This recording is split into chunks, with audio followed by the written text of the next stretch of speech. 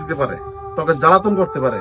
সেই কারণে এই যে দেখতেছিস না, এই যে বাড়ি, এই যে ভিটা, শোন, চাইলে না বাপের কাছ থেকে আমার নামে সবকিছু লিখে নিতে পারতাম, কিন্তু না, আমি করিনি। এগুলো সব কিছুর মালিক তুই, আর তুই আমাকে বুঝলি না ভাই। আরে আমি তো এই ভিটা বাড়ি আমি কিছুই চাই নাই, আমি শুধু ওষুধ খাওয়ার জন্য কিছু টাকা চেয়েছিলাম, আর তুই সেই টাকা দিলি না। তুই আমার সাথে এরকম করতে পারলি ভাই?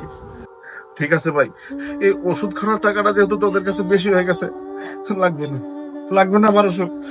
ঠিক আছে, ঠিক আছে, আমি কিছু মনে করিনি ভাই। আচ্ছা ভাইয়া দাঁড়াও, যেও না ভাই। আসলে তুমি তো ঠিকই বলেছো ভাইয়া, সেই ছোট্টবেলা থেকে তুমি আমাকে এত বড় বানিয়েছো, আমাকে লেখাপড়া করার জন্য নিজে কত কষ্ট করেছো, নিজে একবেলা না খেয়ে থেকেছো, অথচ আমাকে কষ্ট দেওনি। আমি কোনো কষ্টই পাইনি, আমি কোনো অভাব বুঝিনি। আমাদের অভাবের সংসারের মধ্যে তুমি বাড়ি বাড়ি কাজ